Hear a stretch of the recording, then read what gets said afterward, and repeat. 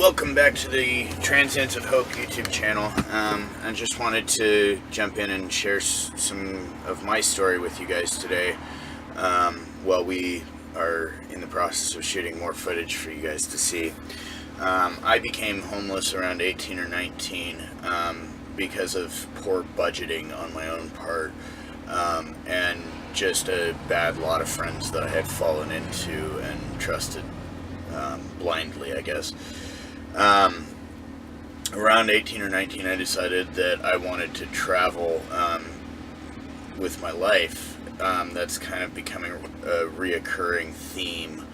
I have spent most of my time, or as much of my time as I can, living on the road and traveling. I tried hitchhiking for a while, but I was nervous about who I'd get rides from. And there's a lot of stories out there about people getting killed by hitchhikers. And if you haven't looked up the story about Kai the hitchhiker, K-A-I, you should check that out. That's a pretty fascinating story. I had experimented riding freight trains in high school, and so I kind of had a good basis for how that worked.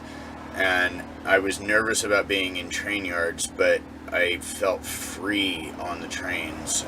There was something really, really awesome about the rough beauty of riding through the forest on the back of a grain car, and really freeing. On my 22nd birthday, or around my 22nd birthday, I got off a train in Seattle and I dislocated both of my knees landing wrong.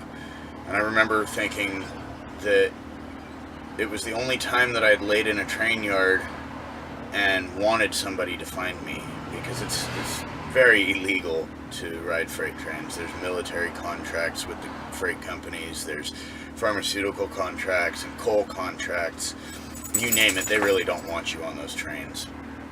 By 23, I'd tried settling down a few times with a girlfriend and a house and the such. And it didn't work for me. It's not who I am. And after my accident on my 22nd birthday, I basically stayed in the Seattle and Tacoma areas of Washington. And I home bummed it, which basically means that I was a homeless individual that wasn't traveling and not mobile. I started hanging out with some people that I'm still friends with, a bunch of them today. I consider them my street family. They're the people, the brothers and sisters of the group of people that I spent time with when I was homeless, and the people that had my back and I had theirs. In 2011, in February 2011, I was diagnosed with leptospirosis, which is a bacterial disease. And I was told by the doctors when I was admitted into the emergency room that I was lucky that I had been admitted when I was, because I was about 24 hours away from completely kicking the bucket. And I spent 8 days in the hospital, 5 of them in ICU, which is really awful place to be. They're saving my life, but I don't want to be there, and I felt like I was in prison. I wasn't allowed to get out of bed. It was hard. I moved into transitional housing from the hospital, pretty much. I was in transitional housing at the YMCA in downtown Seattle, in their YAIT program, Y-A-I-T. And from there I moved into my own apartment in South Seattle. And I lived there for about 3 years, and I was doing really well for myself. I had been told by the doctors that if I went and lived on the streets again, there was a high likelihood that I would get sick again, and an even higher likelihood that I would die this time. And so I was very, very much trying to take care of my life and do what society wanted me to do. I got married, and I moved to Oklahoma with my now ex-wife, and I got divorced. And in Oklahoma, I met Mireya, and was really just enthralled by her energy and wanted to be around her and create with her. And at some point, I decided that I wanted to go and visit my grandparents. They were 92 and 94 at the time, and they were diminished in their health, and I felt like it was important for me to see them one last time before they passed.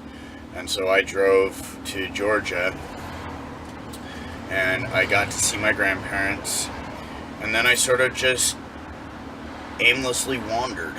I drove through Knoxville and Nashville and so Tennessee, Texas, Oklahoma, Arkansas, Kansas, Vermont, North Carolina, Alabama, Georgia, Wyoming. I made quite a bit of ground under my feet, and I got back to Seattle, and I started talking with some friends that volunteer for an organization that helped me out greatly called Stand Up for Kids. And if you don't know about Stand Up for Kids, they are the largest nonprofit organization in the United States helping homeless youth. And we started talking back and forth, and I really, my end goal with my life, I guess, is to use my voice to give back to the homeless charities that helped me, but also to use my voice to help those still in need and those still out there living on the streets.